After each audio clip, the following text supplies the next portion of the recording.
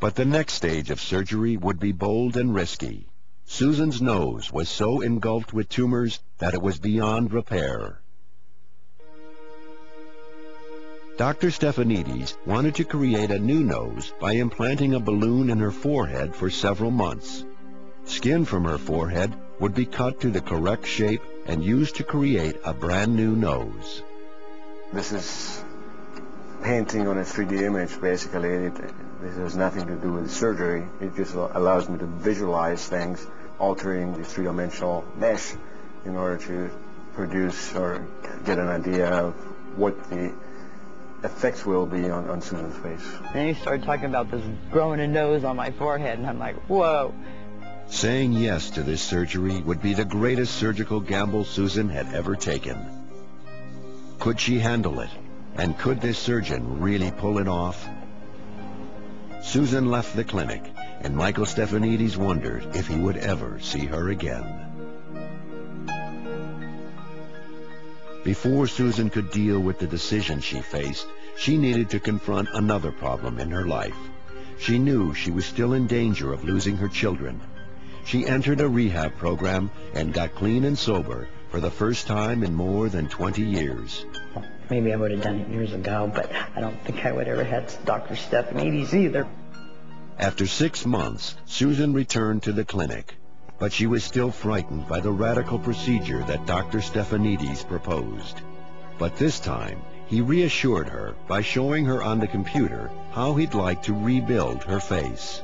And that's when he first showed me how he could take the good side of my face and move it over to the right side so they'd be, matching.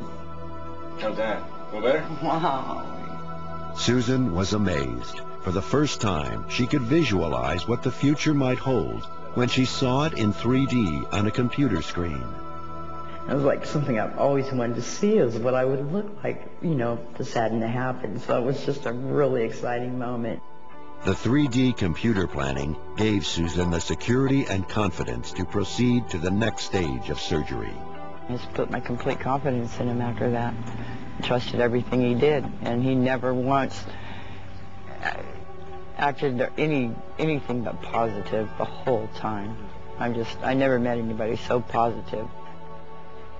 Susan Wendell was placing her life and future in the hands of virtual reality technology. Could Michael Stephanidis use these virtual tools to deliver on his promise? That answer would only come after an operation that would be like nothing either of them had ever experienced.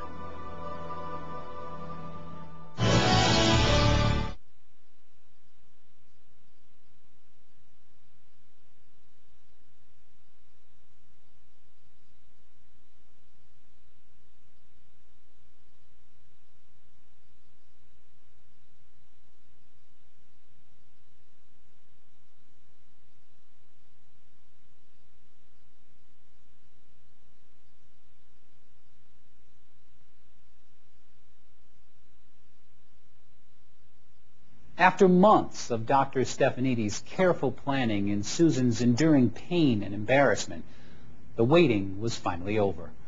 On February 3rd, 2000, Susan faced the most radical surgery she'd ever had.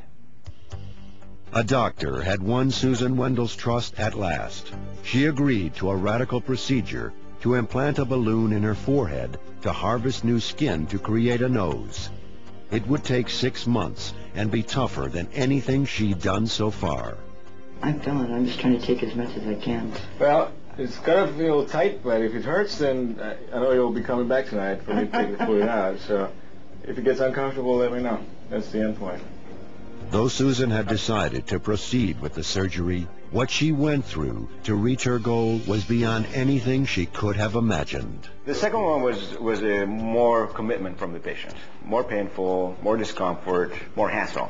But if the first surgery did not produce the results Susan expected, I don't think she would have gone for the second one. The whole time I had my tumors, I didn't see myself as a freak. When they put that balloon in there, I felt like the freakiest freak of freaks. In order for the skin of the forehead to be kept alive when it was cut loose to form the new nose, a blood supply would have to remain intact. what the concern was there was that the blood supply to the tissue I was about to use was non-existent. If there was no blood supply, I couldn't have done the surgery. It turns out that out of 4 possible vessels in the forehead, there was one tiny vessel that was still there. Okay, here we go. If too much fluid was added, the skin could die from the pressure. If they lose this gamble, Susan could be worse than before.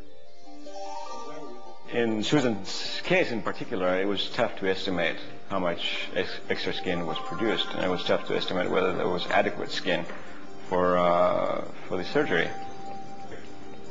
This is where computer technology came in handy. Through our work at the Biocomputation Center, we had many ways of imaging Susan's face, the surface of it. And by bringing her image in 3 dimensions in a computer, we were able to do measurements on the expanded skin that we could not do in real life. 3D photos of Susan were fed into a computer program to measure volume and angles. Then it was time to select Susan's new nose. He used to tell me, pick out the nose you want. I'm like, you can let me pick out the nose I want? And I couldn't come up with anything, so I just told him, you pick out the nose.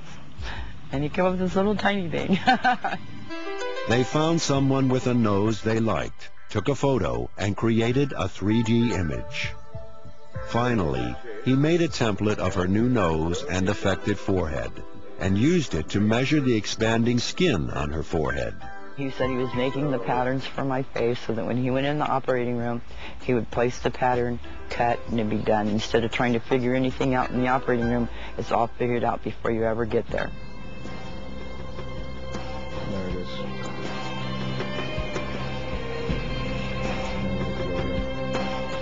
During surgery, he used a foil pattern to cut skin from her forehead and twist the flap down to make a new nose and repair her forehead, like slicing off clay for a sculpture.